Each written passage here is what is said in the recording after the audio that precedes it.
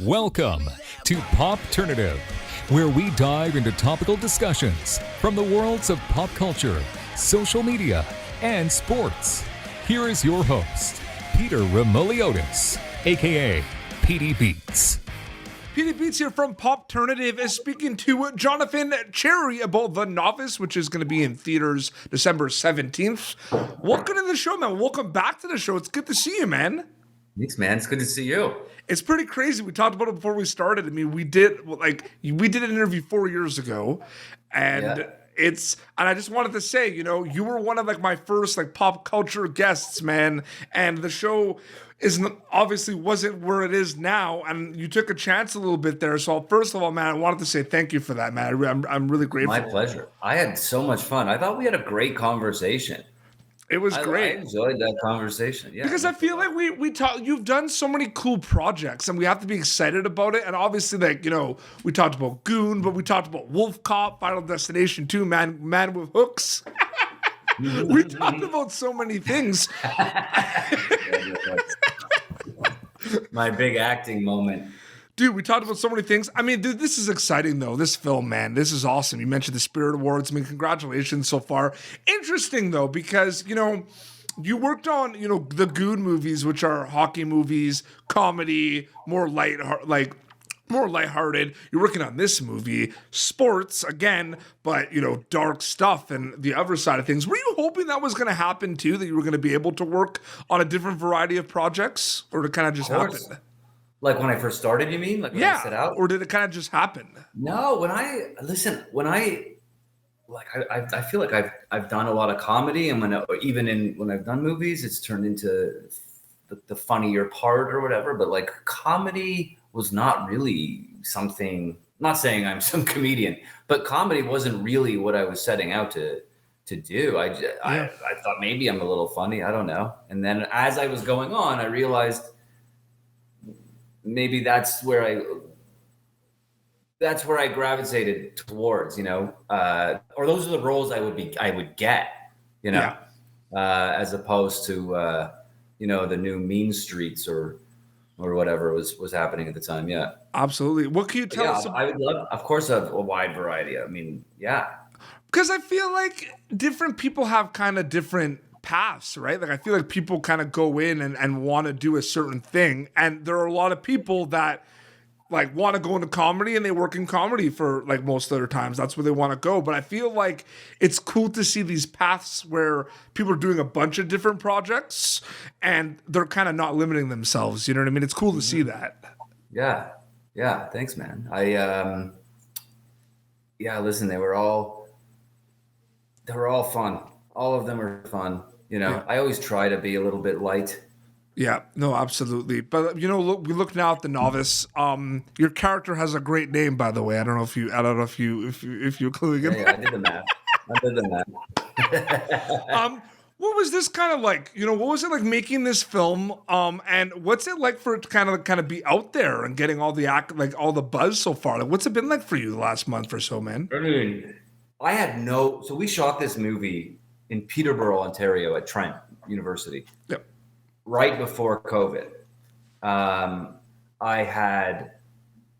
just moved back to Canada. Yep. And I'd taken a break I took a break for 6 or 7 months. I had never taken a break in my entire career. I've just been going, on this treadmill where sometimes you get off and you get, and then you get back on. And I just was like, I'm going to move to Canada. I'm going to take a breath and then reassess. And then in that, I was like, okay, I feel rested. I feel ready. Let's go. Yep. I want to, and this came right away within maybe a month of calling my agents and saying, yeah, I want to be active again. Yeah, I'm back. Yeah, absolutely. And then I got, so it was one of my first meetings or auditions. So I got emailed this, make a tape for this movie, whatever it was. I didn't even, I was just looking at the breakdown when a friend of mine, one of my oldest friends, who's a producer on this movie, Carrie Holland, calls me and says, hey, I got a movie off the ground. I can't get you a part. Like the director has, she wrote it. It's her show. It's her choice. But I said, what's your movie called? She said, The Novice. I said, this was just emailed to me from my agents. Like, Wow. like a minute ago. And I said, yeah. She's like, come into the office. Let's make a tape and we'll send it from here. And then, Lauren approved, the director. Yep. But and then COVID hit. We had so much fun on set. There's, it was wild, man. It was like So when did you wrap the film? December 2019. Wow. So then we went into the break, and then a month later, after the break, COVID hit. Yeah. So who knew? I took a break, and then COVID. Man, you shot that like right before the whole world shut down, basically. Yeah. So it was a really ambitious movie when you think about it. The budget was pretty small. On paper, she was a first-time director. There was a lot of the crew was, could have been considered not experienced, for features. Mm-hmm. But everybody, what a bullseye, because everyone was so talented, man. They were doing stuff. They were breaking the rules to do stuff, camera stuff, and moves and rigs that they built and this and that were not traditional, and it just worked. And then it turned out. And then after I saw a cut of it during COVID. Mm-hmm. I'm getting to your first question about the accolades and all that. I had no expectations, dude. I was just happy to do a movie again because I'd taken a break.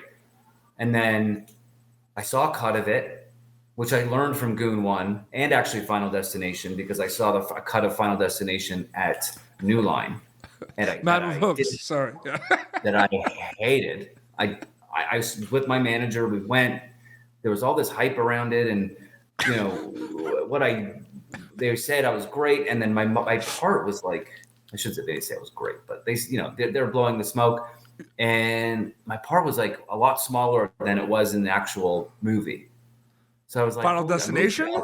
Yeah, and then David Ellis and the producer Craig Perry actually snuck in and added 2 of my scenes back in to the movie. One was Man with Hooks. It was the elevator scene and something else. Did we talk about that last time? I feel like we did. Yeah, okay. Sorry, I'm giving you the longest winded answer. No, it's all good. I love it. Keep going. Okay, so then you saw the Novice. I cried. Goon, I was in tears when I saw the first cut. I was like, oh man, because you had such high expectations for it, and then I didn't. I was sort of.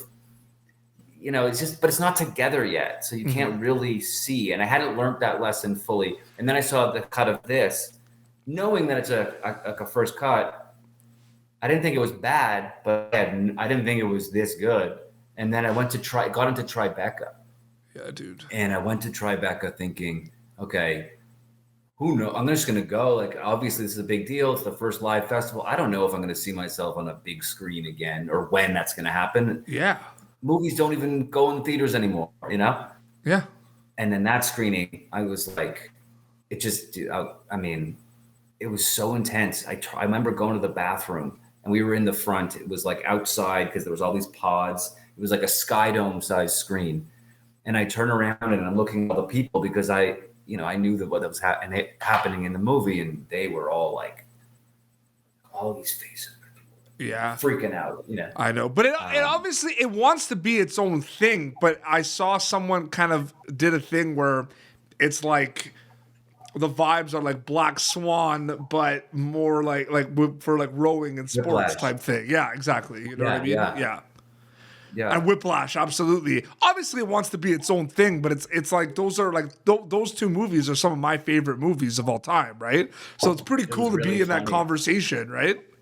I read a review a few days ago where it compared me or my character to J.K. Simmons, which I thought was hilarious. And you know what's interesting too? It's I always say, just in case, right? Spoiler alerts, obviously, but you watch the trailer for this movie, and you're just it's Coach Pete. You're just there, talking to your team, and then it's wait. Yeah, right. Exactly. They cut a great trailer, man, because because when you first see it, you're like, oh, there's this the fifth Wilson brother as the coach talking to what is this movie? Is it a funny movie? Like, yeah. And then all of a sudden, it's a brilliant trailer. The trailer is incredible. I think. But dude, the movie looks so good. Can we just give like a hand, like a clap applause to the cinematographers, dude? Like, can we do that for a second? It's amazing. Todd Martin is his name. He won best cinematography at Tribeca. Yeah. Dude, we swept Tribeca. I had no idea. Like, I had no expectations of that. I left. And then the day I got home, I was quarantining. We find out that like we won all these awards, and it's bonkers, really. It's exciting, and it's a time too where even with COVID, right? Like a lot of people are watching movies right now. It's kind of the time where people are buckling down a little bit, right? And it's coming to theaters, and eventually it's going to be available on digital. Like the timing too, that people are going to be able to see it soon. Tomorrow. Yeah. Tomorrow. In crazy. A lot of cities, like this is it's unreal. Like, man, it's a small movie. Yeah. This is like that. I can't even grasp it. Yeah, but dude, when you did Goon, okay, you have to understand when you did Goon. Obviously, there were some big names like attached to it, like Jay and like Sean William Scott. Like I get, but if you think about it, that still was a small movie. Like if you think about the scale, ish. It was 5 times bigger or 4 times bigger than this movie. Wow. I'm telling you, this is like, and the fact that things were going into theaters then, like this wasn't all, streaming. Things weren't all being streamed. You still have the title of like the best character in a sports movie I've ever seen. Eh? Like Belchi is like the greatest character of all time. I'm just saying. There was talk of a Goon series. Yes. By the time of Goon 2, around that time.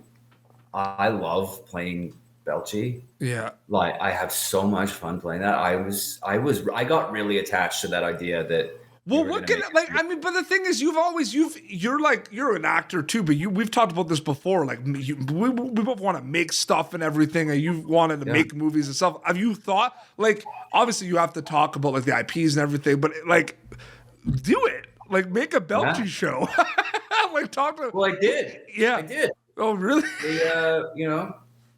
We made an episode, and TSN wanted to make more. It was just politically they wait. You actually like made they made a show? You haven't seen it? It's sort of like a ripoff of Between Two Ferns. I've seen that. Yeah, I've seen that. But I'm saying like a sitcom with like Belchi would be amazing. Yeah. All right. You never know, man. You never know. Man. Let's do it. Let's get Siegfried and let's get Roy in there and the beach ball because you can't stop beach ball. I'm sorry. Yeah. Man, it's so good. Down. I have a general question for you. Oh, sorry. What were you saying? No, it's okay. What? No, I have a general question for you that I'm excited to get this answer for you because, Jonathan Cherry's a storyteller. That's what you do. You're a storyteller, whether behind the camera or in front of the camera. I'm just curious.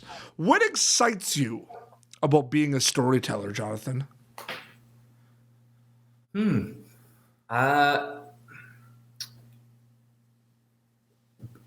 in any way, potentially, I can make people feel the way I have felt watching movies and television.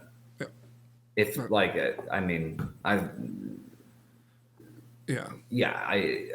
not uniquely and not individual to me, like not, I'm not the only one, obviously, but I have a real attachment to movies and TV and growing up, and I still feel, and I would love to.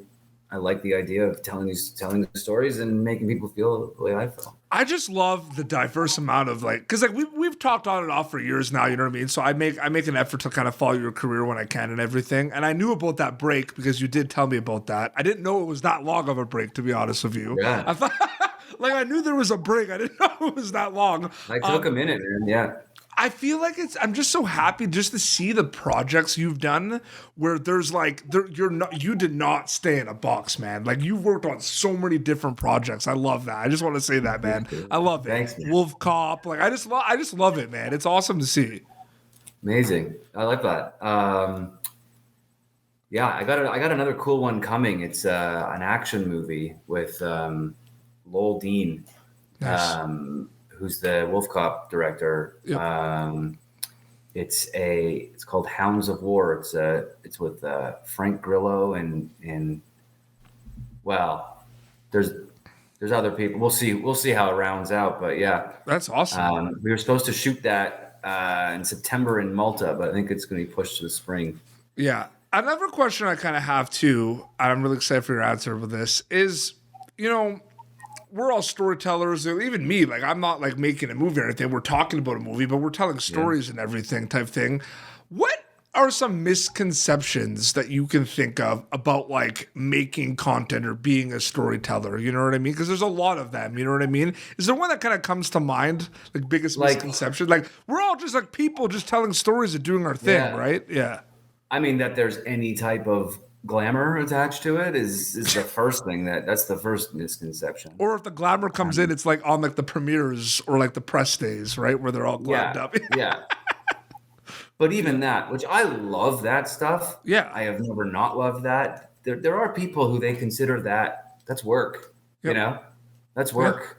Yeah. I don't. Yeah. I mean, I think it's I love that. I love celebrating things. But it's not. It's true. Wants to celebrate it. Yeah, but it's kind of funny because I've interviewed people that were on like the Straight Outta Compton movie before, and like they were talking about like doing a movie about the NWA, right? They put a lot of things in there about their journey and everything, but when it came down to it, it was a lot of just them in the studio just working in like a dim light studio, right, with like a soft drink, just kind of working, like no glam, you know what I mean, sweatpants, you know what I mean, like that's something that gets lost, I feel like sometimes. What did you picture? Like, was that a surprise to hear that? It wasn't, because I was a concert promoter when I was really young. Like, dude, I was like 17, 18 in Montreal, like booking bands and like dealing with writers and stuff and seeing it firsthand. And like, it's like backstage, right? Like, ooh, going backstage to see your band. It's a dark room where they're chilling before they go do their thing. And it's sometimes it's cold, like, you know what I mean? So I kind of expected that a little bit. I know firsthand, like when I'm grinding and doing a lot of things, like I'm just working, man. Like I'm just in there working, writing stuff down. That's where the non-glamour comes. Then you kind of see it and you go and do the events. That's where it is, right? So no, it didn't surprise me. Did it surprise you? What? Like that? Did it surprise? Like there wasn't as much glam like growing up, because you have like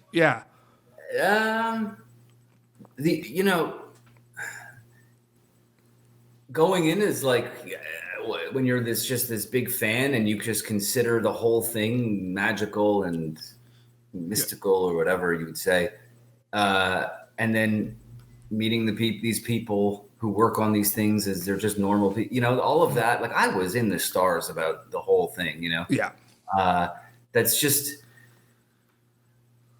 once you're in, it's work time, it's not this like, you're not going to Oz. Well, I'm really happy for you. And like I said, this has been Popternative, youtube.com/Popternative. For previous episodes, you're going to be able to catch Jonathan Cherry in The Novice, which is going to be available in select theaters December 17th. Until next time, this is Jonathan Cherry and PD Beats signing off. Thank you for tuning in to Popternative. Make sure to check out our past episodes of Popternative on YouTube. Be sure to like Popternative on Facebook and follow us on Twitter. This has been an Autograph Communications production.